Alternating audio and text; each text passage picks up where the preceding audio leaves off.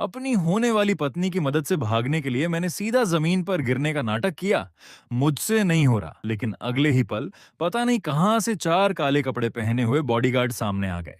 उन्होंने मुझे उठाया और सीधा गाड़ी में डाल दिया। मिशन कंप्लीट, अब बस सो जाओ। जब मेरी आंख खुली और सामने वही जानी पहचानी रूम दिखाई दी, तो मुझे लगा कि कुछ तो गड़बड़ है। डार्लिंग, मैं तुम्हें लेने आई हूं, लेकिन मेरे साथ एक छोटा सा प्रॉब्लम हो गया था। मैंने चारों तरफ देखा, सोचा शायद वो औरत कहीं छिपी हुई होगी। फिर मैं धीरे से बेड पर बैठ गया और ऐसा दिखाने लगा जैसे मुझे किसी बात की कोई टेंशन ही नहीं है। मेरे सिर में इतना दर्द क्यों हो रहा है? मैंने फिर से चारों तरफ देखा। पूरा रूम एकदम शांत था। यार, मेरी हालत तो बहुत खराब लग रही है। कहीं मैं मर तो नहीं जाऊंगा? लेकिन अगर वो यहाँ है ही नहीं तो ये पॉसिबल नहीं है। पिछली बार तो वो यहीं आसपास थी। शायद इस बार मैंने ठीक से एक्ट नहीं किया। चलो अब एक्टिंग शुरू करते हैं। मैंने जानबूझकर खुद को थोड़ा कमजोर दिखाया और वापस बेड पर लेट गया। ऐसा प्रिटेंड करने लगा जैसे बहुत दर्द हो रहा हो। मैं बेड पर इधर उधर करवटें बदलने लगा और तभी मुझे एहसास हुआ मेरा प्लान काम कर रहा था। लेकिन फिर भी वो सामने क्यों नहीं आ रही? मैं काफी देर तक वेट करता रहा। थक कर आखिर मैं झटके से उठकर बैठ गया। पता नहीं मेरे साथ क्या हो रहा था, या फिर मैं ही कुछ ज्यादा क्लमजी हो गया था। उठते ही मेरा बैलेंस बिगड़ गया और मैं सीधा जमीन पर जा गिरा। उफ, ये फ्लोर इतना ठंडा क्यों है? मैंने घबरा कर इधर उधर देखा। उम्मीद है किसी ने मुझे देखा तो नहीं, वरना मेरी पूरी इमेज खराब हो जाएगी। लेकिन अगर तुम अभी भी सामने नहीं आओगी तो मैं चला जाऊंगा। मैं जैसे ही डोर को छूने वाला था, अचानक किसी चीज ने मुझे रोक लिया। मैं पीछे की तरफ खींचा और सीधा बेड पर जा गिरा। तभी मैंने देखा एक औरत बेड के पास खड़ी थी। मैंने तुरंत उसकी तरफ देखा। मेरी मदद करो, वो मुझे देखकर बोली। तुम्हारी मदद करूं? और वो कैसे? मैंने फिर उसकी तरफ देखा। मेरे चेहरे पर अचानक दर्द की एक लहर सी उठी। लगता है मैं काफी बुरी तरह घायल हो गया हूँ। उसने तुरंत पूछा, कहाँ दर्द हो रहा है? मैंने अपने हाथों और घुटनों की तरफ इशारा किया। अभी अभी गिरा था। फिर हल्का सा हंसते हुए बोला, हे बस इतनी सी चोट है। फिर मैंने पूछा, वैसे मुझे यहाँ कौन लेकर आया? वो मुस्कुराई, और कौन? मैं लेकर आई हूँ मेरे डियर। परफेक्ट। सब कुछ बिल्कुल पिछली बार जैसा ही था, लेकिन नहीं, कुछ तो अलग था। शायद इस बार मैंने उसे इतना प्रोएक्टिव होकर डरा दिया था कि उसका रिएक्शन ही बदल गया था। तभी उसने अपनी एक उंगली मेरे होंठों पर रख दी। ओह, आज तो तुम कुछ ज्यादा ही डेयरिंग हो रहे हो। मैं थोड़ा कंफ्यूज्ड हो गया। क्या हमें पहले बात नहीं करनी चाहिए? अगर मुझे पता होता कि तुम ऐसा रिएक्शन दोगी तो मैं खुद को तुम्हारे सामने ऐसे थ्रो ही नहीं करता। तुम्हें तो मेरी बिल्कुल भी परवाह नहीं है। वो धीरे से मेरे चेहरे पर हाथ फेरने लगी।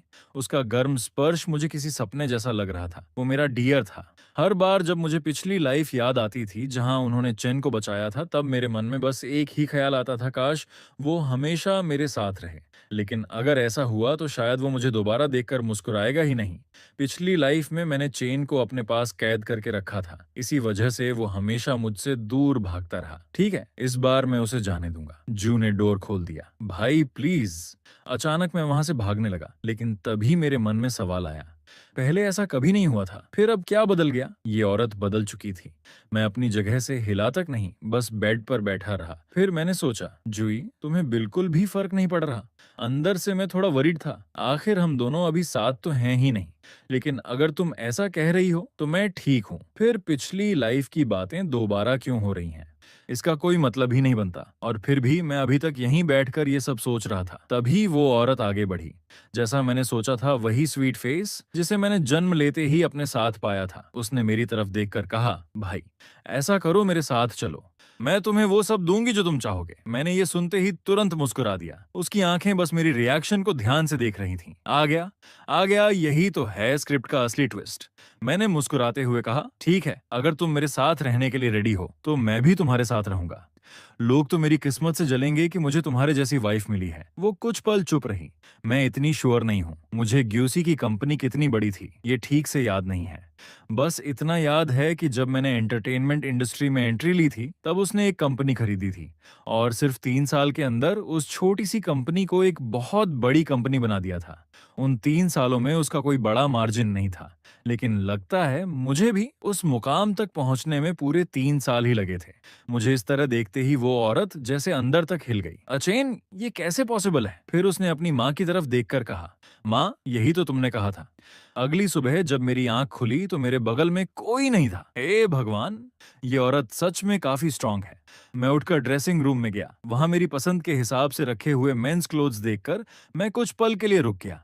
मैं जानता था वो बाहर से कितनी भी टफ क्यों ना दिखे, अंदर से उतनी ही सॉफ्ट थी। तभी मेरा फोन बजा। कॉल मेरे एजेंट फुइयिन का था। उसने बताया, माँ अभी ओल्ड फू के साथ है। मेरी पिछली लाइफ में जब पूरी दुनिया मुझे क्रिटिसाइज करती थी, तब सिर्फ वही इंसान था जो हमेशा मेरी हेल्प करता था। वही मेरे लिए रिसोर्सेज अरेंज करता और हर प्रॉब्लम को क्लियर करने में मेरी मदद करता था। अफसोस, आखिर में वो भी चला गया और फिर वो पूरा परिवार भी खत्म हो गया। आखिरकार मैं भी उस बात का अंदाजा नहीं लगा पाया था।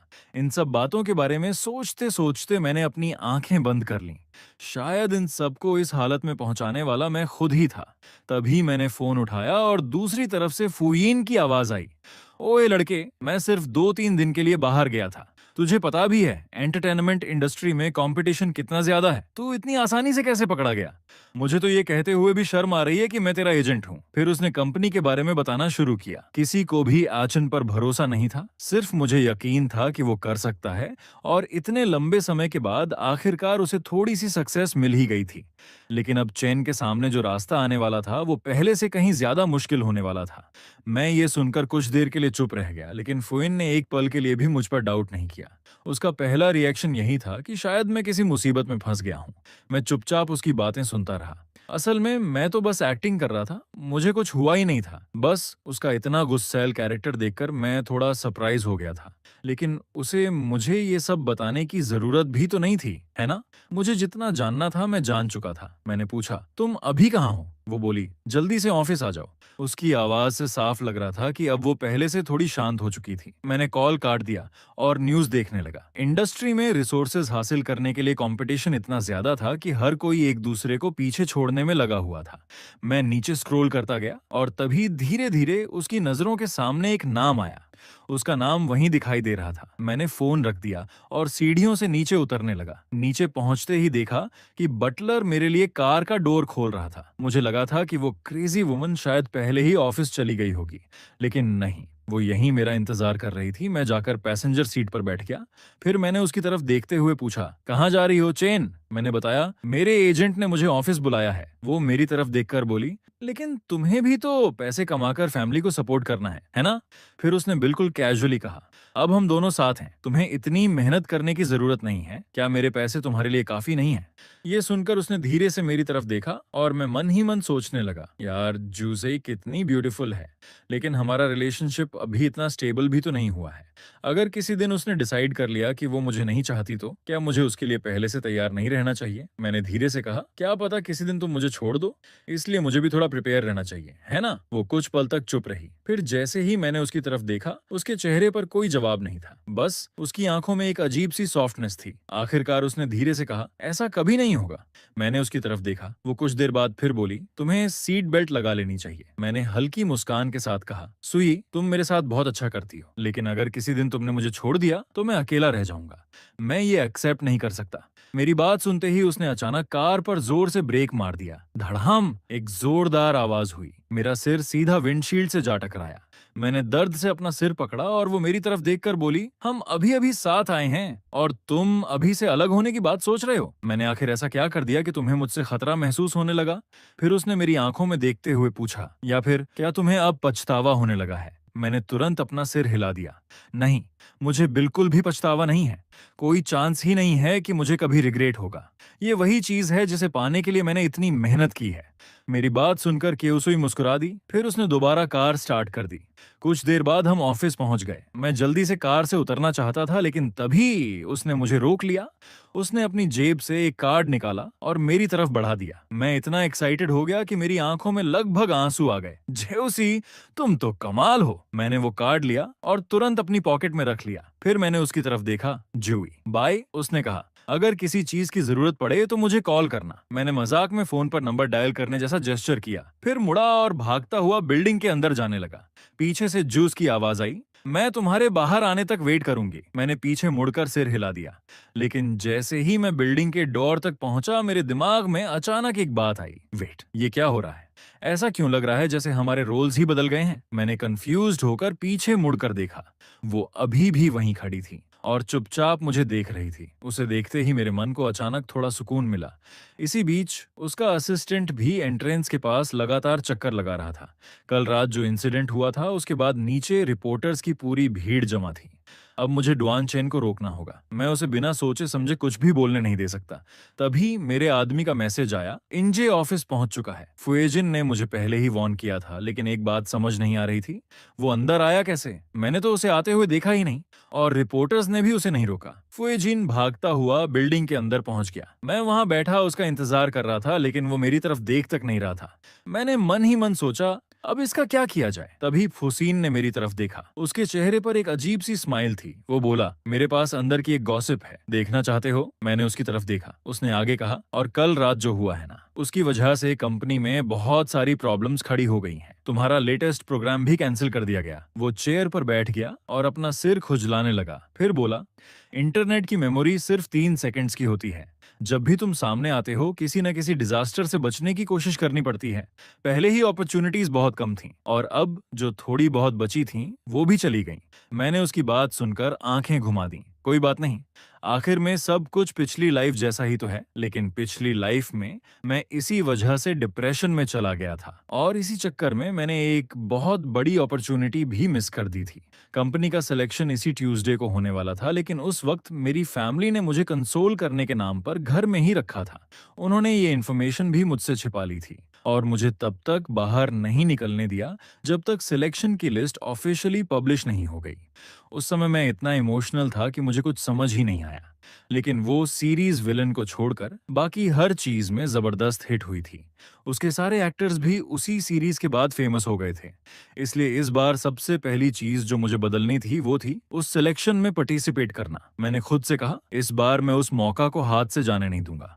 सपोर्टिंग एक्ट्रेस का रोल छोटा हो सकता है, लेकिन इसका मतलब ये नहीं कि मुझे नर्वस होना है। प्रेशर लेने का भी कोई फायदा नहीं है। फिर मैंने खुद को समझाया, वैसे भी अपॉर्चुनिटीज पहले से बहुत कम है, और अगर तुमने कोशिश ही नहीं की तो भगवान भी आ जाए ना, तुम्हें कोई नहीं बचा सकता। मैंने टेबल पर रखे कई स्क्रिप्ट्स उठाए, एक एक करके उन्हें देखने लगा। फिर मैंने कहा, चलो देखते हैं इनमें से कौन सी स्क्रिप्ट मुझे पसंद आती है, क्योंकि अब मैं ऑडिशन की तैयारी करने वाला था। अब मेरे पास एक गोल था, मुझे लिनाई के सिलेक्शन में हिस्सा लेना था।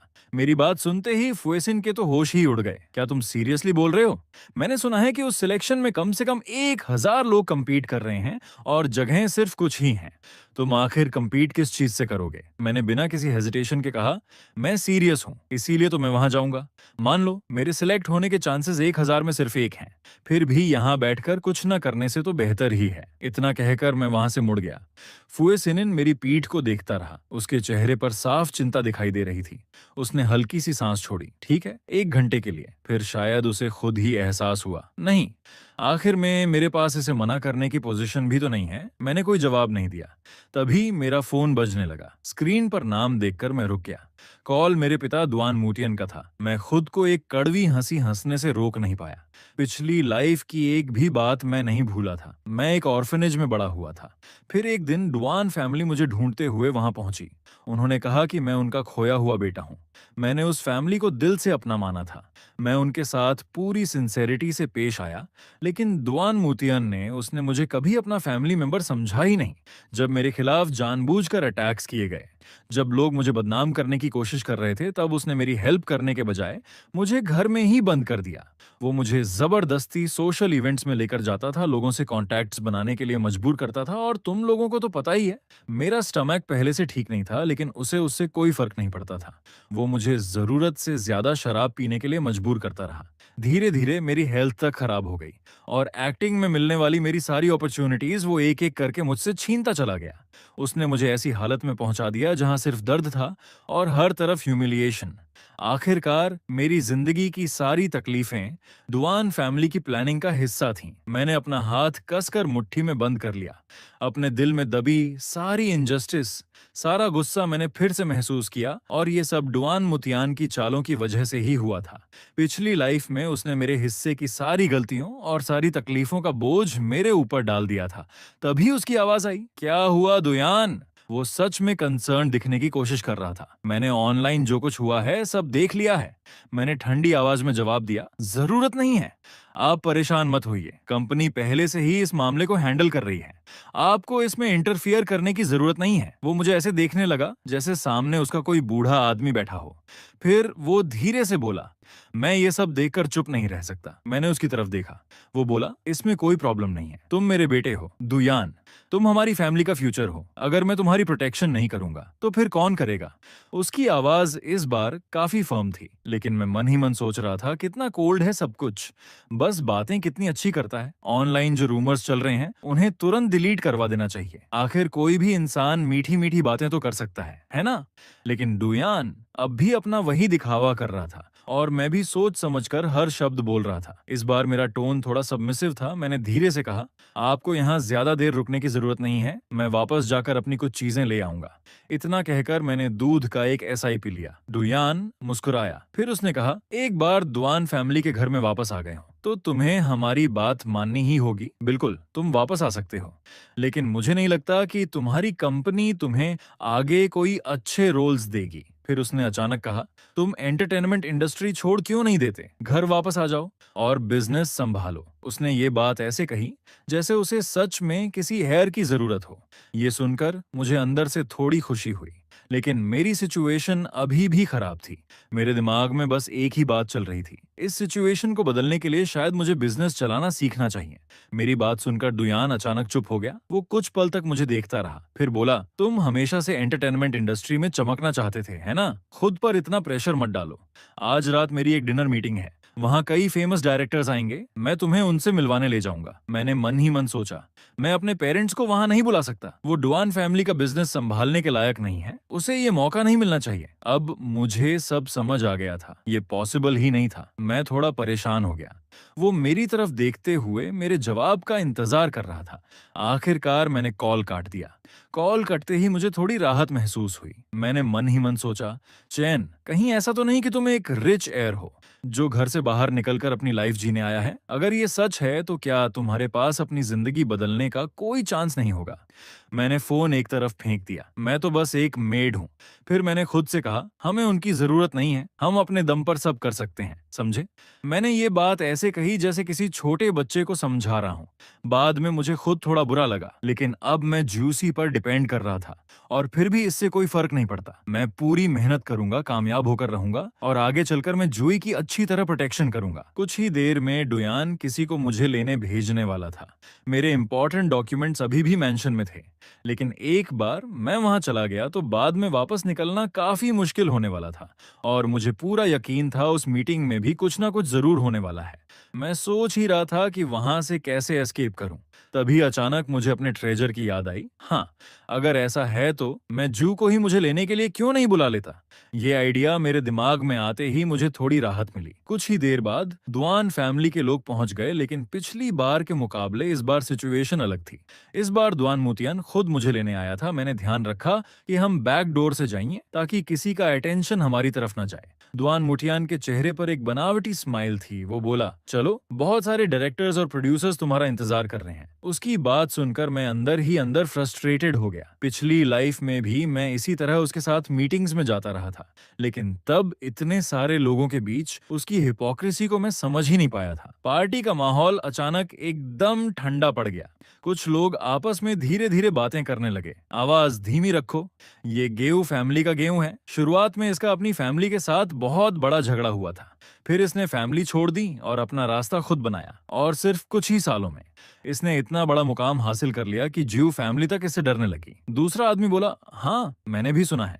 इसे शुरुआत में बहुत सारी मुश्किलों का सामना करना पड़ा था, लेकिन अपनी बिजनेस स्किल्स के दम पर इसने धीरे धीरे अपनी जगह बना ली। आज तो इंडस्ट्री में इसकी बहुत रिस्पेक्ट है। दूसरा आदमी तुरंत बोला, बिल्कुल, इसका टैलेंट तो साफ दिखाई देता है।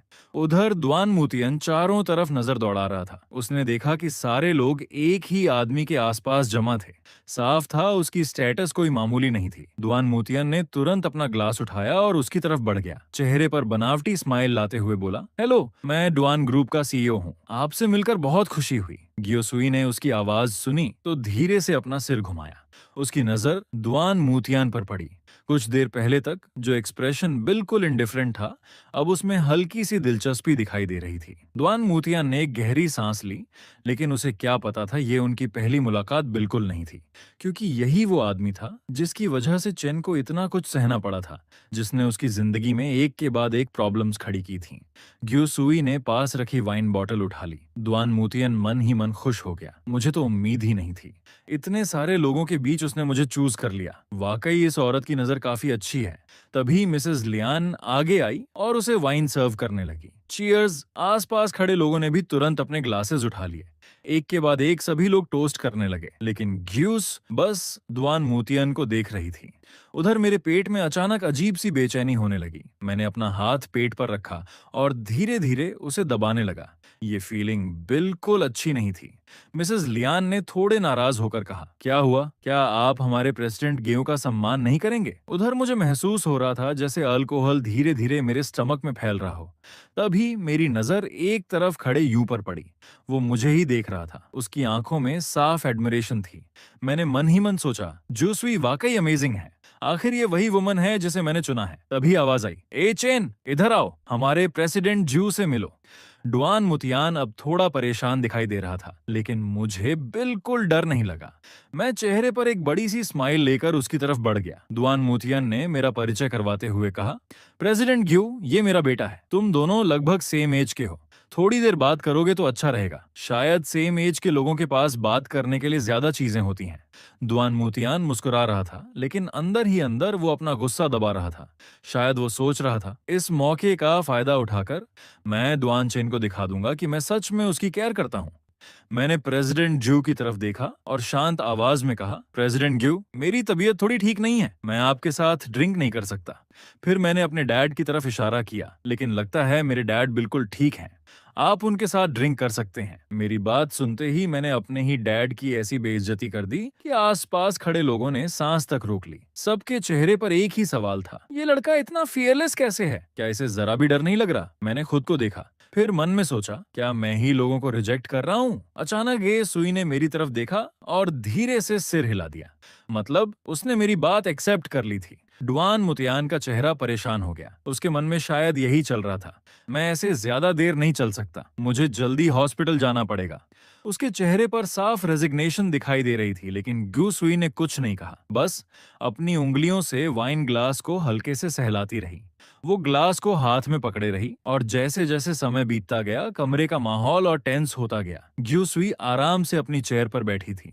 उसके चेहरे पर एक हल्की सी केयर फ्री स्माइल थी, लेकिन उसकी आंखें मुझे ही देख रही थीं। मैंने मन में सोचा, वेट, ये आचन गुस्सा क्यों नहीं कर रहा? पिछली लाइफ में तो उसके डैड की वजह से हमारे बीच हमेशा आर्ग्यूमेंट्स होते थे। मैं बिल्कुल नॉर्मल फील कर रहा था, लेकिन जैसे ही मैंने अपना सिर दूसरी तरफ घुमाया, मैं अचानक रुक गया। या शायद, क्या सच में सब नॉर्मल है? फिर मैंने खुद से कहा, म्यू शायद ये सोचेगी कि मैं अच्छा बेटा नहीं हूँ। मुझे थोड़ा केयरिंग सन बनने की एक्टिंग करनी चाहिए। ग्युसुई ने तुरंत अपनी नजरें वापस मेरी तरफ कर लीं। वो कुछ पल तक दुआन मुतियन को देखती रही। जब उसे लगा कि दुआन मुतियन कुछ नहीं कर रहा, तो आखिर उसने बोल ही दिया, अगर अब तुम और ड्रिंक नहीं कर सकते तो कम से कम टेबल पर रखा वो ग्लास तो खत्म कर दो। दुआन मुतियन ने हैरानी से जुई की तरफ देखा, फिर उसने लायन की तरफ देखा। लियन भी उतनी ही सरप्राइज्ड थी। अब वहां मौजूद हर इंसान समझ चुका था, ये कोई कोइंसिडेंस नहीं था। डुआन मुतियान पर प्रेशर बढ़ चुका था। उसके पास कोई ऑप्शन नहीं था। आखिरकार उसने वो ग्लास उठा लिया और पूरी वाइन पी गया। फिर उसने बिना किसी इमोशन के अपनी नजरें नीचे कर लीं। कुछ देर बाद वो बड़बड़ाया, ये मत समझना कि तुम लोग बहुत चालाकी से काम कर रहे हो, मुझे सब समझ आ चुका है। मैंने उसकी हालत देखी तो तुरंत आगे बढ़ा। उसकी मदद करते हुए मैंने कहा, सॉरी, मेरे डैड ने आपको काफी परेशानी दी है, प्लीज इसे गलत मत समझिए। वो उम्र में बड़े हैं, उन्हें हर चीज समझ नहीं आती। मैं आगे बढ़ा ही था कि जोसुई के चेहरे पर एक हल्की सी मिस्चिवस स्माइल आ गई। उसने मुझे देखते हुए पूछा, तुम्हें वो लड़का पसंद है? मैंने उसकी तरफ देखा। शायद वाइन का असर अब थोड़ा होने लगा था। मेरा सिर हल्का सा घूम रहा था। मैं लड़खड़ाया तो उसने तुरंत मुझे संभाल लिया। उसने बहुत नरमी से कहा, आचिन, तुम्हें थोड़ा बिहेव करना चाहिए। फिर उसने मेरा हाथ पकड़ते हुए कहा, चलो मेरे साथ। उधर दुआन मोतियन के दिमाग में तो जैसे तूफान मचा हुआ था, वो इस बेटे को समझ ही नहीं पा रहा था। अब मैं क्या करूं? मुझे तो यकीन ही नहीं हो रहा। ये सच में इसका फायदा उठाने की कोशिश कर रहा है। और सबसे अजीब बात, शुरुआत से ही ज्यू सुई ने पार्टी में मौजूद किसी दूसरे इंसान को एक नजर तक नहीं देखा था। सब लोग सोच रहे थे कि शायद वो मुझे सबके सामने डांटेगी, शायद मुझे एम्बैरस करेगी, लेकिन किसी ने एक्सपेक्ट नहीं किया था कि वो बस चुपचाप मुझे लेकर वहां से चली जाएगी। वो डोर तक पहुंची, लेकिन अचानक रुक गई, फिर धीरे से पीछे मुड़ी। उसकी नजर सीधी मेरी तरफ थी और उसने मुझे देखकर हल्की सी स्माइल कर दी। चेन, वहां क्यों खड़े हो? इधर आओ। मैं थोड़ा कंफ्यूज था, फिर भी चुपचाप उसके पीछे चल पड़ा। मेरे पीछे खड़े लोगों ने राहत की सांस ली। शायद सबके मन में यही चल रहा था, ये बेवकूफ अभी तक मुस्कुरा क्यों रहा है? मुझे कार की बैक सीट पर बैठाया गया और अगले ही पल उसने मेरा मुंह ढक दिया। मैं थोड़ा पीछे हट गया। ये क्या कर रही हो? मैंने खिड़की से बाहर देखा। बाहर नदी दिखाई दे रही थी। तभी उसने फर्म टोन में कहा, अगली बार ऐसी किसी पार्टी में नहीं जाना। फिर उसने मेरी तरफ देखा। ए चेन, तुमने ड्रिंक की है? उसका एक्सप्रेशन अचानक और सीरियस हो गया। अल्कोहल का असर मेरे शरीर पर होने लगा था। मेरे सामने की चीजें थोड़ी धुंधली सी लग रही थीं। उसने मेरी हालत नोटिस कर ली। उसने कार की स्पीड थोड़ी कम की, फिर मेरी तरफ देखा और हल्की सी स्वीट स्माइल कर दी। मैंने चुपके से उसकी तरफ देखा, मन में सोचा, क्या मेरी चार्म का असर हो रहा है? तभी एचएन ने पूछा, तुम्हें पता है कि अभी तुम कैसे दिख रहे हो? साथ ही उसने कार का एसी ऑन कर दिया। वो बोलते हुए मुझे बड़े कंफ्यूज तरीके से देख रही थी। मैंने मासूमियत से कहा, नहीं, मुझे नहीं पता। असल में मुझे पता था, और सच कहूं तो मैं अंदर ही अंदर इस सिचुएशन को एंजॉय कर रहा था। मैंने अपना सिर थोड़ा और घुमा लिया, फिर अचानक उससे पूछा, तुम्हें पता है मैं तुम्हें घर ले जाने के बारे में कितनी बार सोच चुका हूं? मैंने फिर सवाल किया, तुमने मेरे डैड के साथ ऐसा बिहेव क्यों किया? चेन को पिछली लाइफ के बारे में कुछ नहीं पता था। उसे ये भी नहीं पता था कि उसका डैड आगे चलकर उसके साथ क्या करने वाला है। शायद मुझे उसे इस बारे में धीरे धीरे बताने की कोशिश करनी चाहिए। वो कुछ देर बिल्कुल चुप रही।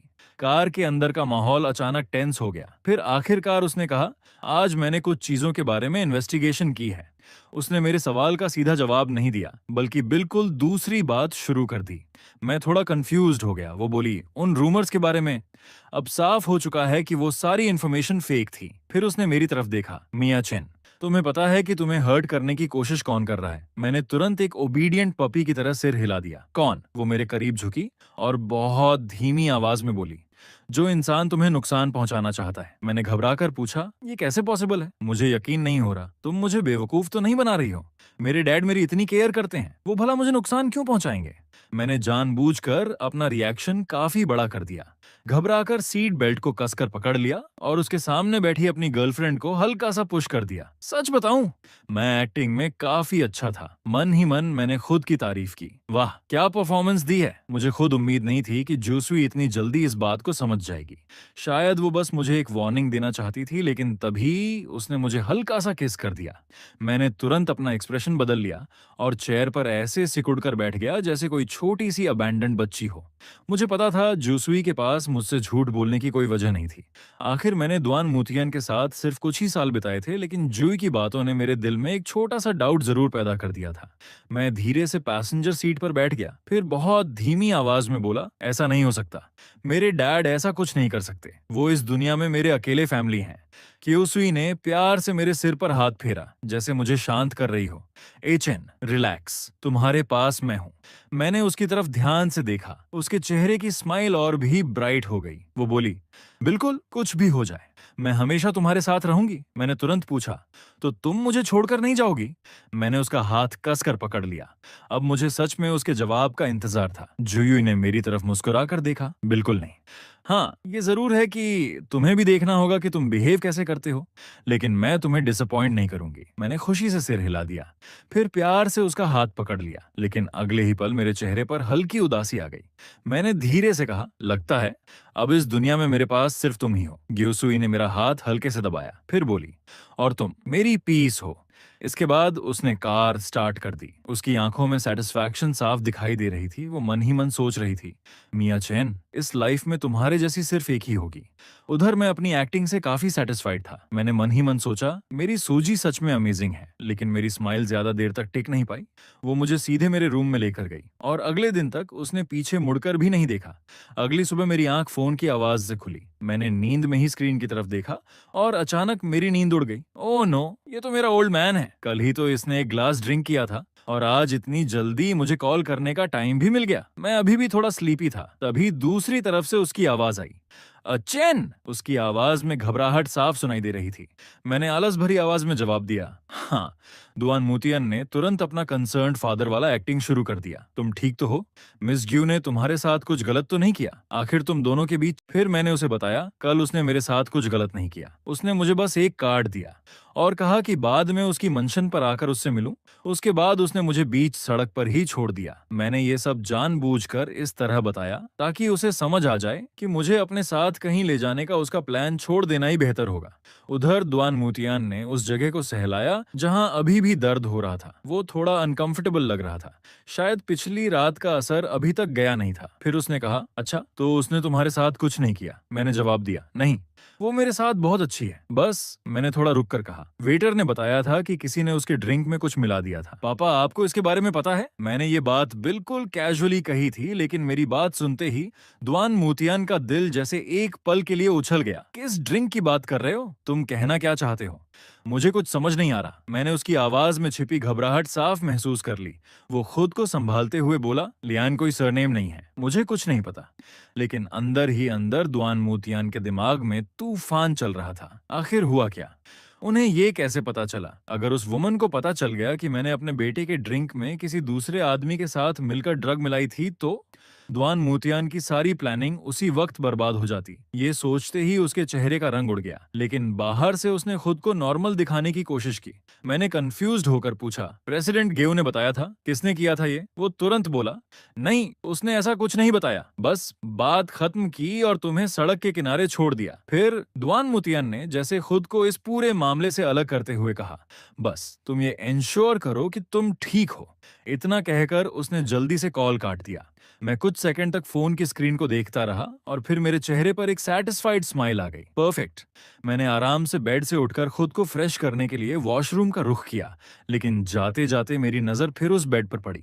मैं थोड़ा नॉस्टैल्जिक हो गया। यार, मेरी वाइफ का बेड कितना बड़ा और सॉफ्ट है। अगर मैं रोज यहाँ सोऊं तो भी शायद कभी बोर ना हो। फिर मैंने खुद ही एक लंबी सांस ली। कितनी अनफॉर्चुनेट बात है। अभी तक हमने अपना रिलेशनशिप पब्लिक नहीं किया है, इसलिए यहाँ ज्यादा लंबे टाइम तक रहना कन्वीनियंट नहीं होगा। फ्रेश होकर मैं बाहर हॉल में आया, तभी बटलर ने मुझे रोक लिया। सर दुआन, आज ब्रेकफास्ट तैयार है, राइस पॉरेज और हैंगओवर सूप है। फिर उसने बताया, मिस ने खास तौर पर ऐसा ही बनाने को कहा था। मैं कुछ पल के लिए रुक गया। मेरी ह्यूज सच में कितनी कंसिडरेट है। कल मैंने ड्रिंक की थी और आज मेरा स्टमक भी थोड़ा खराब लग रहा था, लेकिन मेरे चेहरे पर कंफ्यूजन आ गई। क्या जू को पता है कि मेरा स्टमक वीक है? लेकिन एक नॉर्मल ब्रेकफास्ट में ये सब क्यों नहीं है?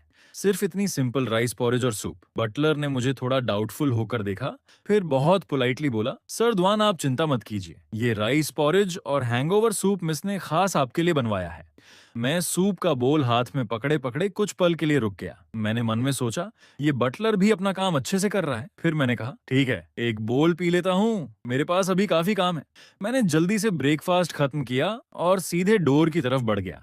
बाहर ड्राइवर पहले से कार के पास खड़ा था। उसने बड़े ध्यान से कार का डोर खोला, फिर थोड़ा हेजिटेट करते हुए बोला, सर, मिस आज काम पर जा रही हैं। उन्होंने कहा है कि आज वो आपको ऑफिस नहीं छोड़ पाएंगी।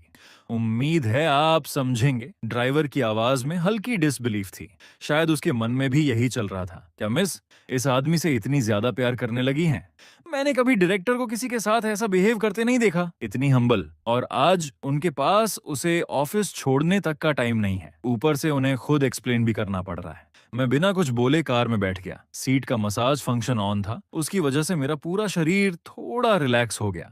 मैंने हल्का सा सिर हिलाया, फिर अपना फोन निकाला और एक कॉन्टैक्ट सर्च किया। मैंने अपनी कार में बैठे हुए एक फोटो खींची और उसे भेज दी, फिर आराम से पीछे टिक गया। आज भी एक अच्छा वर्किंग डे होगा। कुछ ही देर में रिप्लाई आ गया, अगर थक जाओ तो मुझे मैसेज कर देना, मैं खुद तुम्हें लेने आ जाऊंगी। उसके वर्ड्स में हल्का सा पॉजिटिवनेस था, जैसे उसके लिए मेरा ऑफिस जाना भी बस एक छोटा सा लाइफ एक्सपीरियंस हो। मैंने सेटिस्फैक्शन के साथ एक सिंपल ओके इमोजी भेज दिया और खुशी खुशी ऑफिस के लिए निकल गया। उधर फोएसिन सुबह से ही ऑफिस में मेरा वेट कर रहा था कंपनी पर। आज फिर प्रेशर आ गया था, उसे साफ वार्निंग दी गई थी, अगर इस बार तुमने कोई ऐसा आर्टिस्ट प्रोड्यूस नहीं किया जो सच में स्टैंड आउट करे तो तुम्हारे अंडर काम करने वाले लोगों को निकालना पड़ेगा। फुएसिन ये सुनकर परेशान हो गया। उसने बाकी टैलेंट्स को भी चेक किया था, लेकिन ऑनेस्टली ज्यादातर लोग काफी एवरेज थे। अब कंपनी की आखिरी उम्मीद सिर्फ दुआन चेन पर टिकी थी। फुएसिन ने यह सोचकर माथे पर हाथ रख लिया। प्रेशर लगातार बढ़ता जा रहा था। उसने मन ही मन कहा, बस ये सिलेक्शन जल्दी खत्म हो जाए और डुआन चेन अपने काम पर फोकस कर पाए। फुएसिन नर्वस होकर चेयर पर बैठा, फिर अचानक उठ गया, 2 कदम चला और वापस आकर फिर चेयर पर बैठ गया। तभी बाहर से किसी की आवाज सुनाई दी, कल बॉस के साथ तुम्हारी मीटिंग कैसी रही? तुम अपने परफॉर्मेंस से सेटिस्फाइड हो? कोई रोल मिला या नहीं? ये आवाज तन्फी की थी। वो फोएसिन के साथ ही कंपनी में आया था। हालांकि वो भी एक न्यूकमर था, लेकिन इतने कम टाइम में ही उसने थोड़ी फेम हासिल कर ली थी। फोएसिन ये बात अच्छी तरह जानता था। एंटरटेनमेंट इंडस्ट्री बहुत ही कॉम्पिटिटिव जगह थी। नए टैलेंट्स के सामने आमतौर पर 2 ही रास्ते होते थे, या तो उनके पास जेन्युइनली स्ट्रॉन्ग स्किल्स हों या फिर उनके पास पावरफुल कॉन्टैक्ट्स हों। और कुछ लोग शॉर्टकट्स के लिए गलत तरीके भी अपनाते थे। इंडस्ट्री में जिन आर्टिस्ट का नाम पहले से बड़ा था, उनके पीछे हमेशा कोई ना कोई पावरफुल इंसान खड़ा होता था। फुएसिन ने अपनी ठुड्डी पर हाथ फेरा, फिर अचानक उसे लगा, नहीं, मेरे थॉट्स ही गलत डायरेक्शन में जा रहे हैं। उसने खुद को मन ही मन डांटा। फ्यूएसिन, तुम अपने पर्सनल बेनिफिट के लिए डुआन चेन का फ्यूचर खराब नहीं कर सकते। डुआन चेन इससे कहीं ज्यादा डिजर्व करता है। उसे एक जेन्युइन स्टार बनना चाहिए, ऐसा स्टार जिसे लोग सच में दिल से पसंद करें। बेहतर होगा मैं जाकर देखूं कि कौन कौन से प्रोडक्शंस अभी एक्टर्स की तलाश कर रहे हैं। मैंने ये सोचा और प्रोडक्शंस के बारे में पूछताछ करने निकल गया। जब मैं वापस ऑफिस पहुंचा तो देखा मेरा एक दोस्त सोफा पर बैठा मोबाइल चला रहा था। मैं जाकर उसके पास बैठ गया। वो तन्फी था। वो कैजुअली किसी राइटिंग कंपटीशन में पार्टिसिपेट कर रहा था। जैसे ही उसने हमें देखा, उसने एक तंज भरी स्माइल दी, फिर सार्कास्टिक टोन में बोला, यार, लोगों के बीच इतना डिफरेंस क्यों होता है? हम एक ही क्लास में पढ़ते थे और मैं जो पढ़ाई में कोई खास अच्छा भी नहीं था, आज देखो मेरे रिजल्ट्स कहाँ पहुंच गए हैं। उसकी बात सुनकर साफ था वो इनडायरेक्टली खुद की अचीवमेंट्स दिखा रहा था। उसने आगे कहा, देखो मैं कितना आगे निकल गया। हम एक ही स्कूल के क्लासमेट्स थे, लेकिन मैं जो पढ़ाई में सबसे वीक था, मैंने तो अपने रिजल्ट्स ऑलरेडी दे दिए। मेरे पास उसकी बात का कोई जवाब नहीं था। मैंने बस अपना सिर नीचे कर लिया। डिफरेंस साफ था, गुड स्टूडेंट्स और बैड स्टूडेंट्स के बीच। लेकिन असल में अच्छे स्टूडेंट्स अपने अचीवमेंट से कभी पूरी तरह सेटिस्फाइड नहीं होते, और ना ही वो इस तरह बैठकर अपनी अचीवमेंट्स का शो ऑफ करते हैं। मैंने अपनी टी का कप टेबल पर रखा और मन ही मन खुद की तारीफ की। वाह, मैं भी कमाल हूँ, अपना बचाव भी कर सकती हूँ और जवाब देना भी आता है। उधर फ्यूसन ने तन्फी की तरफ देखा और उसका माथा सिकुड़ गया। मन तो उसका कर रहा था कि तन्फी का मुंह ही बंद कर दे, क्योंकि अगर कंपनी ने अचानक डिसीजन लिया तो सबसे पहले हम दोनों को ही निकाल दिया जाएगा। आखिर उनके पास तो कम से कम दिखाने के लिए कुछ अचीवमेंट्स थीं। तानफी ने मुझे तिरछी नजर से देखा, फिर फुये सेन की तरफ देखा, जैसे कह रहा हो, देखो कभी ये अच्छा स्टूडेंट था और आज मेरे सामने इसकी हालत देखो। फिर उसने हल्की आवाज में कहा, इतना खुश मत हो, 30 साल में सिचुएशन बदलते देर नहीं लगती। तैयार रहना, क्योंकि जिस चीज को आज तुम बहुत वैल्यूएबल समझ रहे हो सकता है कल उसकी कोई वैल्यू ही ना बचे। इतना कहकर उसने अपना मोबाइल टेबल पर रख दिया। स्क्रीन पर लोडिंग इंटरफेस दिखाई दे रहा था। फिर उसने मेरी तरफ देखते हुए कहा, अब तो मुझे सच में इंतजार रहेगा। जिस कंपनी का आर्टिस्ट कुछ भी अच्छा नहीं कर रहा, वो आखिर क्या अचीवमेंट हासिल करेगा? तान फाई का एक्सप्रेशन अब काफी अगली हो चुका था, लेकिन मैं बिल्कुल शांत बैठा उसे देखता रहा। उसने फिर पूछा, तो बताओ तुम आखिर क्या अचीवमेंट हासिल कर सकते हो? टान फेयू की एक्सप्रेशन थोड़ी हार्ड हो गई। वो मुझे ऐसे देख रहा था जैसे उसे मेरी बिल्कुल भी परवाह नहीं थी। फिर वो बोला, आगे चलकर मेरे आर्टिस्ट को देखना, वो सच में एक्सेप्शनल हैं। दिन रात सिर्फ एक्टिंग की प्रैक्टिस करते हैं। एंटरटेनमेंट वर्ल्ड में क्या चल रहा है उस पर भी लगातार नजर रखते हैं। कुछ आर्टिस्ट की तरह नहीं, जो यहाँ से निकलने के बाद भी नॉवेल्स पढ़ने के लिए टाइम निकालते रहते हैं। सुयान अब खुद को रोक नहीं पाया। उसने तुरंत सार्कास्टिक कमेंट कर दिया, सीरियसली? तुम लोग एक्टिंग पर रिसर्च कर रहे हो? मुझे लगता है तुम खुद भी जानते हो कि असली टैलेंट किसमें है। तानफे ने एक कोल्ड लाफ किया, फिर मुड़कर वहां से जाने लगा। जाते जाते उसने कहा, सिर्फ इसलिए कि तुम्हारे पीछे फाइनेंशियल सपोर्ट है। उसकी बात सुनकर फुयेशिन उसकी तरफ गुस्से से देखने लगा। वो उसकी पीठ को देखता रहा, मन में सोचने लगा, अगर किसी दिन इनकी खून ऑपरेशन खत्म हो गई तो सच में बहुत बड़ा मैस हो जाएगा। फिर उसने मेरी तरफ देखा और कहा, मैं तुम्हें बस एक एडवाइस दूंगा, अपने काम पर थोड़ा ज्यादा फोकस करो। और अच्छा हुआ कि तुम उसके हाथ नहीं लगी, वरना पता नहीं वो तुम्हें कौन कौन से गलत काम करवाता। इसलिए बेहतर है थोड़ी और मेहनत करो। क्या, अपने काम को पॉलिश करने में टाइम लगाओ, वरना आगे अच्छे रिसोर्सेज मिलना मुश्किल होगा। उसकी आखिरी बात भले ही मजाक जैसी थी, लेकिन बोलते बोलते उसकी स्माइल भी थोड़ी टेंस हो गई। उधर मैं आराम से लेग्स क्रॉस करके बैठी थी। मेरे हाथ में एक नॉवल थी और मैं उसे पढ़ रही थी, लेकिन नॉवल पढ़ते पढ़ते मेरी नजर अपनी स्किन पर पड़ी। वहां एक हल्का सा रेड मार्क था जो कल की चोट की वजह से पड़ा था। फुयेसिन ने गहरी सांस ली, फिर अचानक मेरी तरफ देखकर बोला, द्वानचेन, मुझे एक्सप्लेन करो, ये सब क्या चल रहा है? ऐसा तो नहीं कि आजकल तुम्हारा किसी के साथ कुछ चल रहा है? उसने मेरे नेक की तरफ इशारा किया। उसका हाथ धीरे धीरे नीचे आया। मैंने तुरंत अपना सिर हिला दिया, ऐसा कुछ नहीं है।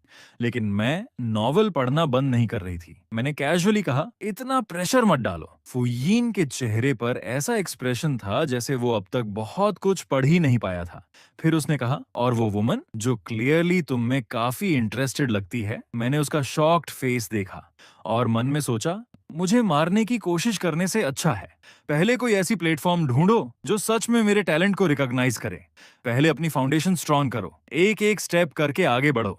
फुयेसिन ने टेबल को पकड़ लिया, उसका बैलेंस थोड़ा डगमगा रहा था। द्वानचेन, तुम पागल हो गए हो क्या? चलो अब मुझे बताओ, वो इंसान है कौन? ऐसा तो नहीं कि ये वही पर्सन है जिसके बारे में तुम सोशल मीडिया पर लगातार बात करते रहते हो? आखिर वो तुम्हें कौन सा रोल दे सकती है? मैंने हल्की सी स्माइल की और सिर हिला दिया। नहीं, फुइन ने तुरंत पूछा, क्या तुम्हें लगता है वो तुम्हारे लेवल की है? उसके चेहरे के एक्सप्रेशंस लगातार बदल रहे थे। मैंने आखिरकार कहा, वो हमारी कंपनी की बॉस है। ये सुनते ही फुइन सोच में पड़ गया। उसे याद आया कि डुआन चेन नॉर्मली ज्यादा लोगों से मिलता जुलता भी नहीं था, उसके कॉन्टैक्ट्स भी बहुत लिमिटेड थे। तो फिर आखिर ये कौन हो सकती है? मैंने भी कुछ पल सोचा, फिर मेरे दिमाग में सुयू का ख्याल आया। लगता है मेरे भाई सुयू का कंपनी के साथ कुछ कोलैबोरेशन है। अगर कोलैबोरेशन है तो टेक्निकली उसे भी सुपीरियर माना जा सकता है। मैंने आखिरकार सिर हिलाया। हमारे मैनेजर, मैंने सिर हिलाकर कहा। नहीं, वो जनरल डायरेक्टर नहीं है। फुयीन ने फिर पूछा, तो वाइस प्रेसिडेंट? मैंने फिर सिर हिला दिया। नहीं, वाइस प्रेसिडेंट भी नहीं। अब फुयीन का एक्सप्रेशन देखकर ही डर लगने लगा था। वो घबराते हुए बोला, तो एग्जीक्यूटिव डायरेक्टर? मैंने फिर आराम से सिर हिला दिया। हाँ, बस उसके बाद फुयीन का चेहरा देखने लायक था। सच में उसका एक्सप्रेशन ऐसा था जिसे वर्ड्स में डिस्क्राइब करना मुश्किल था। वो शायद मन ही मन ग्यूसुई की कंपनी में पोजीशन कैलकुलेट कर रहा था।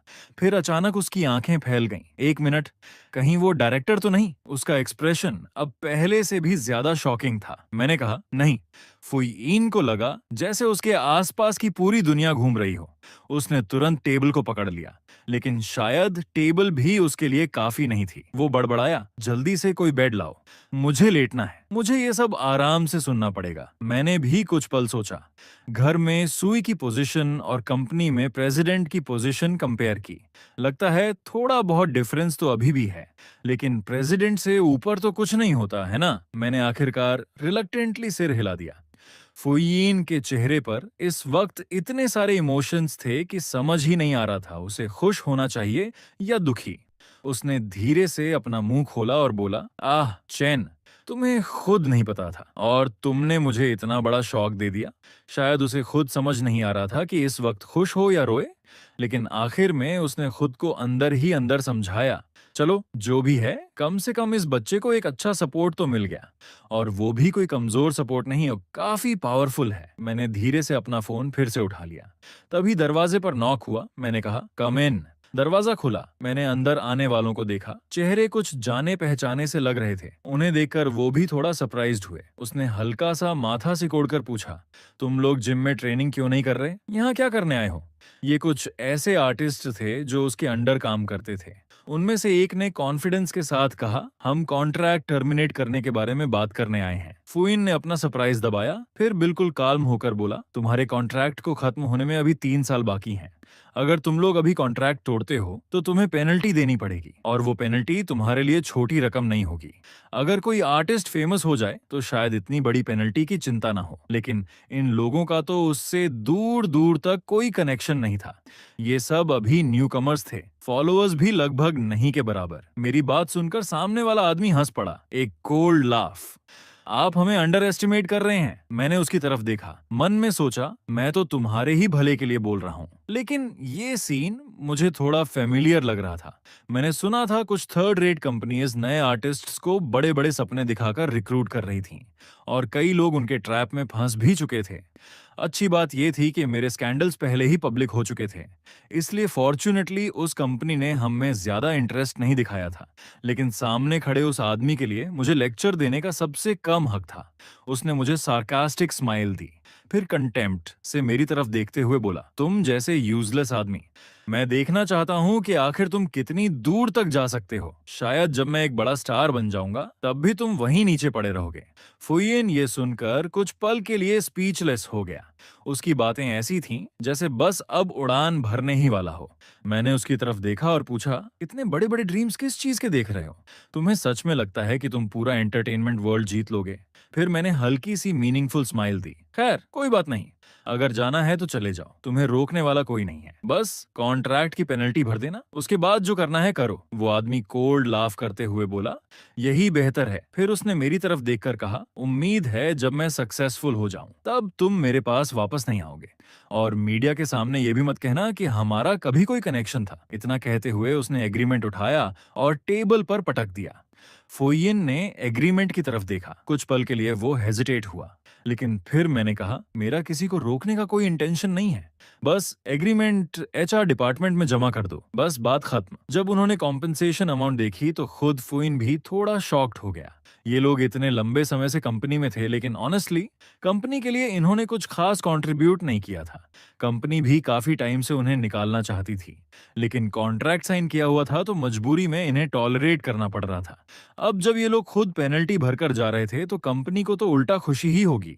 चाहे ये लोग चले जाएं, कम से कम उनकी जगह नए आर्टिस्ट तो लाए जा सकते हैं। मैंने मन में सोचा, शायद अब कंपनी मुझे कुछ नए लोगों के साथ काम करने देगी। उन आर्टिस्ट्स के जाने के बाद फुएन अपनी चेयर पर बैठा काफी व्रीड लग रहा था।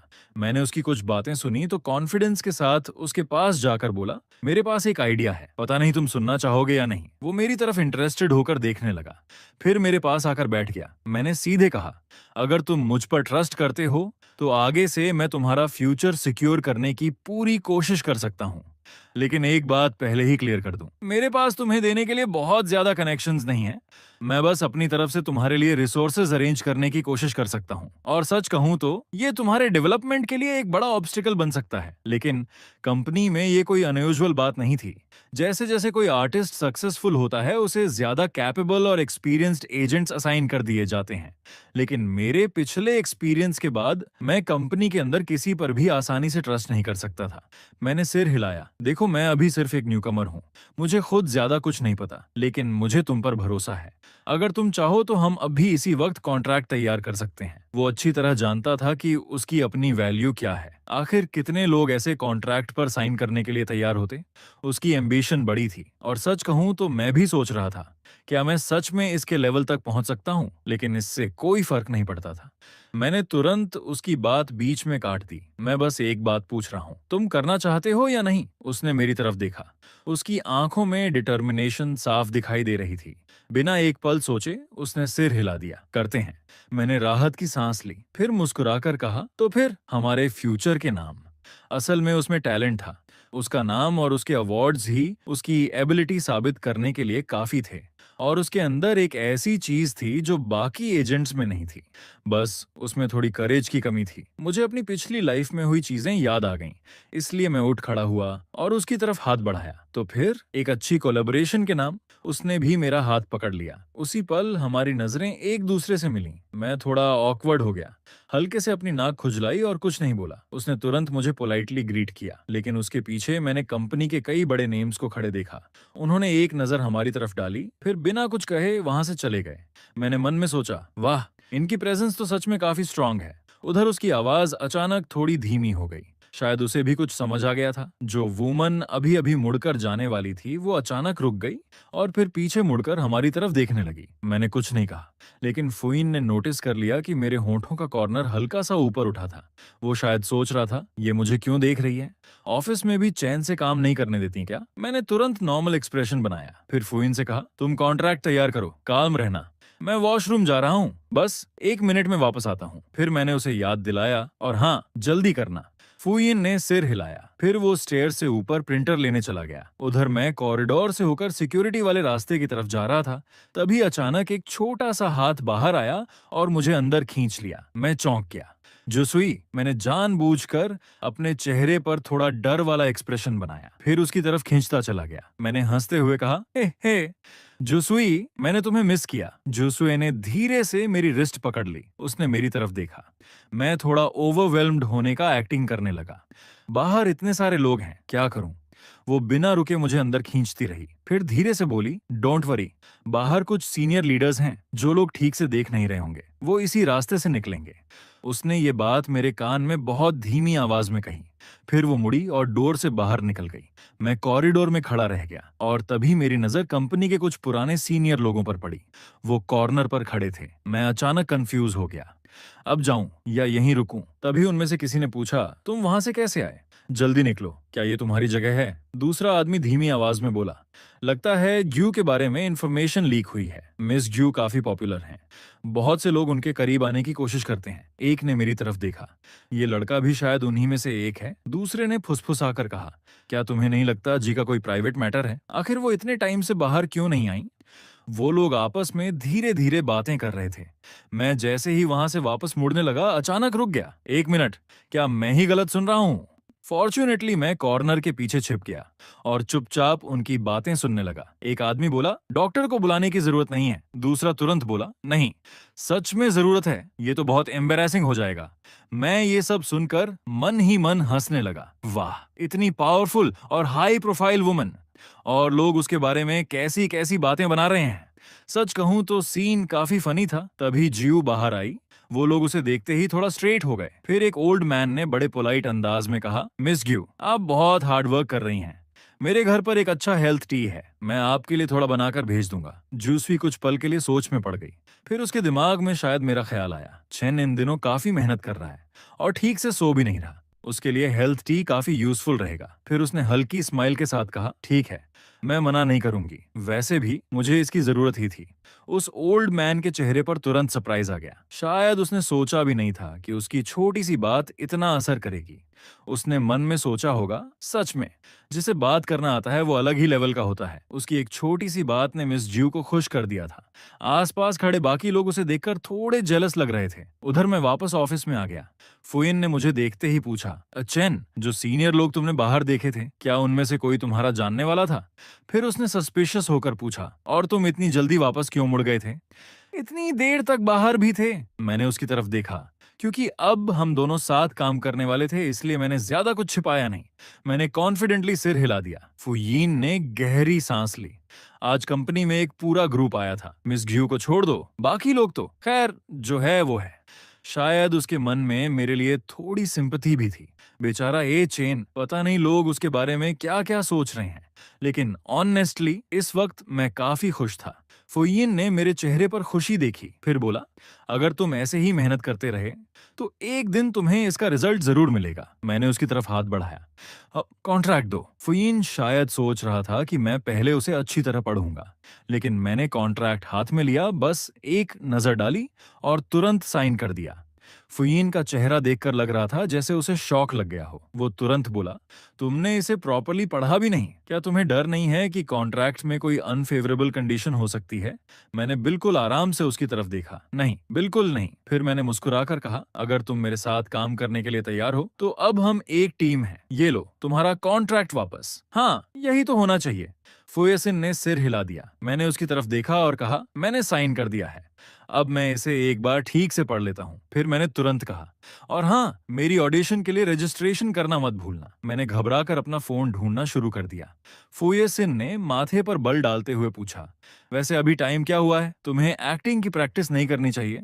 हर वक्त नॉवेल्स पढ़ते रहना थोड़ा टाइम वेस्ट नहीं है? मैंने सिर हिला दिया। ये कोई ऑर्डिनरी नॉवल नहीं है, इसे लिनाई ने लिखा है और स्क्रिप्ट और ओरिजिनल नॉवल में कुछ डिफरेंसेस हैं। मैं पहले ओरिजिनल बुक पढ़कर पूरी स्टोरी समझना चाहता हूँ, फिर उसे स्क्रिप्ट से कंपेयर करूंगा। मैंने आराम से नॉवल के पेजेस पलटने शुरू कर दिए। सच कहूं तो ऑथर का टैलेंट काफी इम्प्रेसिव था। उसने जो वर्ल्ड बनाया था और उसमें जो मोरालिटी दिखाई थी वो सच में अमेजिंग थी। स्टोरी में कहीं भी कोई अननेसेसरी हिस्सा नहीं था। फुयेसिन ने सिर हिला दिया, हालांकि अभी भी उसे मेरी बात पूरी तरह समझ नहीं आई थी। मैं बाहर निकलने की तैयारी कर रहा था और तभी अचानक उसे समझ आया, ओह तो ये बात है। आज पूरा दिन मैं डुआनचेन के साथ चल रहा था। नॉर्मली डुआनचेन मेरी हर बात मान लेता था, लेकिन आज पहली बार ऐसा लग रहा था कि उसके अपने आइडियाज भी हैं। और सच कहूं तो ये देखकर मुझे काफी खुशी हुई। उधर मैं वापस बैठ गया और नॉवल को थोड़ा बोर्ड होकर देखने लगा। आखिर मैं एक ऑल्टरनेट वर्ल्ड में जी रहा था। मैं ऐसी ऐसी चीजें देख चुका था जो इस नॉवल की कहानी से कहीं ज्यादा स्ट्रेंज थीं। इसलिए ये नॉवल मुझे धीरे धीरे बोरिंग लगने लगी। मैंने अपना फोन उठाया, ऑनलाइन बुक्स देखी, लेकिन वहां भी लगभग वही रिपीटेटिव प्लॉट्स थे। लगभग हर स्टोरी की बेसिक स्टोरी लाइन एक जैसी थी। कभी कभी कोई थोड़ी अलग स्टोरी आ जाती और फिर वही तुरंत पॉपुलर हो जाती। मैंने अपने सेविंग्स के बारे में सोचा। फिर मन में एक आइडिया आया, अगर मैं खुद भी कुछ लिखूं तो। बस अगले ही पल मैंने अपना कंप्यूटर खोल लिया, एक राइटिंग वेबसाइट सर्च की, फिर वहां जाकर अपने कुछ लिखे हुए पीसेस अपलोड कर दिए। इतना करने के बाद मैंने कंप्यूटर बंद कर दिया, लेकिन तभी मुझे अपनी पिछली लाइफ याद आ गई। इस वक्त मुझे हॉस्पिटल में किसी की देखभाल करनी चाहिए थी। मैंने मन में सोचा, पता नहीं अब तक वो ठीक हुआ भी होगा या नहीं। फिर अचानक मुझे याद आया, ओ हाँ, द्वान के घर पर अभी भी मेरा कुछ सामान पड़ा है, मुझे वो वापस लेना पड़ेगा। मैं ऑफिस से चुपचाप निकल गया और सीधे पास के हॉस्पिटल की तरफ चला गया। द्वान मुतियान हमेशा से काफी शो ऑफ करने वाला आदमी था। इस बार भी उसने हॉस्पिटल की सबसे अच्छी रूम ले रखी थी। ऐसा लग रहा था जैसे वो चाहता हो कि कोई नर्स 24 घंटे उसकी सेवा में लगी रहे। मैंने डोर पर नॉक किया और अंदर चला गया। चेन, तुम्हें पता है मैं तुम्हारे लिए कितना वरीड था। ये मुझे डर था कहीं कोई तुम्हें नुकसान न पहुंचा दे। मुझे देखते ही द्वान मुतियन का एक्सप्रेशन बदल गया। अचानक वो काफी एनर्जेटिक दिखने लगा। वाह, इस आदमी पर कंसर्न दिखाना भी कितना सूट करता है। मैं डोर पर खड़ा मुस्कुराते हुए उसे ऑब्जर्व करता रहा, लेकिन मुझे बेवकूफ मत समझना। अंदर आने से ठीक पहले मैंने उसे नर्स के साथ काफी खुशी खुशी बातें करते हुए देखा था। अगर ये मेरी पिछली लाइफ होती तो मैं अब तक उसके पास जाकर उसे कंसोल कर चुका होता, लेकिन इस बार मैंने खुद को थोड़ा गिल्टी दिखाया। धीरे धीरे उसके पास गया और कहा, पापा मैं आ गया। द्वान मुतियान ने मुझे देखा। उसके चेहरे पर ऐसा एक्सप्रेशन था जैसे वो पूछ रहा हो, अब तुम्हारे चेहरे पर मुझे क्या देखने को मिलेगा? लेकिन मुझे वहां सिर्फ फ्रस्ट्रेशन नजर आ रही थी। उसने मेरे हाथ पर हल्का सा टैप किया, फिर बोला, मैं बस तुम्हारी चिंता करता हूँ। इतना कहते ही उसने अचानक अपने चेस्ट पर हाथ रखा और जोर जोर से कॉफ करने लगा। मैंने तुरंत कंसर्न्ड एक्सप्रेशन बनाया। आप बहुत वीक लग रहे हो, आप अपना ध्यान रख रहे हो ना? अंदर से मुझे खुद बुरा लग रहा था। मैंने सोचा, ये सब मेरी वजह से हो रहा है, मुझे अभी यहाँ आना ही नहीं चाहिए था। मैंने आपको और परेशान कर दिया। फिर मैंने अपनी जेब से एक बैंक कार्ड निकाला और उसकी तरफ बढ़ाते हुए कहा, पापा ये रख लो, इससे कुछ अच्छा खाना खरीद लेना, जल्दी रिकवर करने में मदद मिलेगी। लेकिन अंदर ही अंदर मुझे पता था कि दुआन मुतियन इतनी आसानी से मुझे कुछ देने वाला नहीं है। और हुआ भी वही। कार्ड को देखते ही उसकी आंखों में चमक आ गई। उसने एक्साइटेड होकर कहा, क्या बात कर रहे हो? हमारे पास पैसे की कोई कमी नहीं है। तुम जो थोड़ी बहुत सैलरी कमाते हो उसे खुद पर खर्च करो। फिर उसने मुझे गौर से देखा। वैसे तुम्हारे कार्ड में कई हजार होंगे ना? आखिर तुमने घर के लिए अभी तक कुछ दिया भी नहीं है। कुछ सेविंग्स की हैं? मैं मन ही मन कुछ जवाब देना चाहता था, लेकिन मैं चुप रहा। फिर उसे देखते ही मुझे सब समझ आ गया। हाँ, मेरी फैमिली के पास बहुत पैसा है, उन्हें मेरी थोड़ी सी कमाई की जरूरत ही कहाँ है। मैंने हल्की सी सांस ली और कार्ड वापस अपनी जेब में रख लिया। उधर सियोयन का एक्सप्रेशन थोड़ा उदास हो गया। शायद उसे उम्मीद नहीं थी कि उसका बेटा इतना फिलियल होगा। उसने मुझे देखकर कहा, चिंता मत करो बेटा, तुम्हारे डैड जल्द ही हॉस्पिटल से बाहर आ जाएंगे। मैंने सिर हिलाया, उम्मीद है। पास खड़ी नर्स भी थोड़ा इमोशनल हो गई थी। मैंने फिर कहा, सच कहूं पापा, यहाँ तो बहुत सारे लोग आपकी केयर कर रहे हैं, आपको मेरी जरूरत भी नहीं है। फिर मैंने कैजुअली पूछा, क्या मैं आज रात घर वापस जा सकता हूँ? दुआन मोतियान ने हल्की सी स्माइल दी। बिल्कुल, वो तुम्हारा ही घर है। जब मन करे वापस आ जाना। फिर उसने गार्ड को बुलाकर कहा, बस उसे बता देना कि डोर प्रॉपरली लॉक रहे और किसी को बाहर जाने मत देना। मैंने खुशी खुशी सिर हिला दिया। फिर मुड़ा और सीढ़ियों से नीचे उतर गया। बाहर आकर मैंने एक टैक्सी ली और वापस घर के लिए निकल पड़ा। लेकिन जैसे ही मैं वहां पहुंचा, मेरे सामने वो विशाल मैंशन खड़ा था और उसके चारों तरफ हर जगह बॉडीगार्ड्स तैनात थे। बाहर से गुजर रहे लोग मुझे देखकर शायद मुझे छोटा समझ रहे थे, लेकिन अंदर से मैं बिल्कुल शांत था। आखिर मैं अपनी पिछली जिंदगी में कितने ही कामों के सिलसिले में महलों तक जा चुका था। ये कोई नई बात नहीं थी। घर के सर्वेंट्स मुझे देखकर थोड़े शॉक्ड थे। उनके चेहरे साफ कह रहे थे, ओह, लगता है आज सूरज पश्चिम से निकला है। ये वही छोटा मास्टर है ना जो पहले इतना डरपोक हुआ करता था। मेयोडोमो ने मुझे एक नजर देखा, लेकिन उसके चेहरे पर कोई खास इंटरेस्ट नहीं था। ऐसा लग रहा था जैसे उसे मेरी कोई परवाह ही नहीं थी। बाकी सर्वेंट्स भी मुझे बड़ी क्यूरियोसिटी से देख रहे थे और ये सब देखकर मेरी थोड़ी सी कॉन्फिडेंस भी अचानक गायब हो गई। मैंने नजरें नीचे कर लीं और बिल्कुल किसी छोटे बच्चे की तरह पैरों को देखने लगा। फिर धीरे से बोला, मैं बस कुछ सामान लेने आया हूँ। मेयोडोमो ने सिर हिलाया। ठीक है, ले लो। उसके पीछे खड़े सर्वेंट्स आपस में दबे दबे हंसने लगे। शायद वो सोच रहे थे, इतने दिन बाहर रहकर भी क्या बदला। अरे, ये तो अभी भी वैसा ही है। मैं बिना कुछ बोले घर के अंदर चला गया। तभी मेयोडोमो ने जाते जाते कहा, मुझे आज द्वंजोन की देखभाल करने हॉस्पिटल जाना है, इसलिए मैं घर पर नहीं रहूंगा। वो मेरी तरफ देखे बिना ही आगे बढ़ गया। फिर बोला, हाँ, रेफ्रिजरेटर में खाना रखा है, भूख लगे तो खुद कुछ बना लेना। ये सुनकर मैंने मेयोडोमो को घूर कर देखा। रेफ्रिजरेटर में खाना? मेरे मन में तुरंत सवाल उठा। इस घर में इंग्रेडिएंट्स कहाँ से आएंगे? आखिर दुआन फैमिली के घर में तो हमेशा पहले से खाना खरीदकर और बनाकर रखा जाता था। तभी किचन से एक कुक बाहर आया। उसके हाथ में सी फूड से भरी 2 प्लेट्स थीं। मैंने दोनों प्लेट्स को देखा और मेरी आंखें थोड़ी सी कुड़ गईं। पापा सच में बीमार है ना? फिर ये सी फूड यहाँ कैसे है? मेयरडोमो ने कुक से कहा, आज मैं द्वंजोन की देखभाल करने हॉस्पिटल जा रहा हूँ, ये तुम रख लो। कुक तुरंत मुस्कुराया और सिर हिला दिया। मैं सब समझ गया। मतलब डुआन फैमिली का यंग मास्टर खुद खाना बनाएगा और ये सी फूड कुक के लिए है। आमतौर पर शायद यही खाना मेयरडोमो खाता था। मेरी पिछली जिंदगी में भी जब मेरे साथ ऐसा ही व्यवहार होता था तो मेरी माँ हमेशा कहती थी और मैं कि धीरे धीरे इसकी आदत डाल लो। उस वक्त मैं सोचता था शायद दुआन फैमिली हमेशा से मुझे दबाना चाहती थी, लेकिन मेयर डोमो आखिरकार सिर्फ एक सर्वेंट था और मैं अभी भी डुआन फैमिली का यंग मास्टर था। क्या सच में तुम्हें लगता है कि मेरा कोई कैरेक्टर नहीं है? मैंने मेयर डोमो की तरफ देखा। उसका चेहरा पहले से ही थोड़ा इरिटेटेड था। मैंने सीधा सवाल किया, ये इंग्रेडिएंट्स किसने खरीदे? कुक मेरे सवाल से थोड़ा चौंका, लेकिन फिर भी शांत होकर बोला, नॉर्मली इंग्रेडिएंट्स मैं ही खरीदने जाता हूँ। मतलब ये सारे इंग्रेडिएंट्स दुआन फैमिली के पैसों से ही खरीदे जाते हैं। ये सुनते ही मेयोडोमो का चेहरा और बिगड़ गया। वहीं कुक को भी एहसास हो गया कि शायद उससे कुछ गलत निकल गया है। वो तुरंत चुप हो गया। मैं उन 2 प्लेट्स के पास गया और उन्हें ध्यान से देखने लगा। अच्छा, तो मेयोडोमो कब से हमारी डुआन फैमिली का मेंबर बन गया? आखिर खाना तो डुआन फैमिली के पैसों से ही खरीदा जाता है। वैसे ये सब मैं पहले से बहुत अच्छी तरह जानता था, क्योंकि अपनी पिछली जिंदगी में मैंने डुआन फैमिली के इसी घर में कितने साल बंद होकर बिताए थे। मेयोडोमो हमेशा महंगे और रेयर इंग्रेडिएंट्स खरीदता था और मुझे मुझे कभी कभार ही उनमें से कुछ खाने को मिलता था। डुआन फैमिली को शायद इससे कोई फर्क ही नहीं पड़ता था। मेयोडोमो ने तुरंत अपनी सफाई देने की कोशिश की।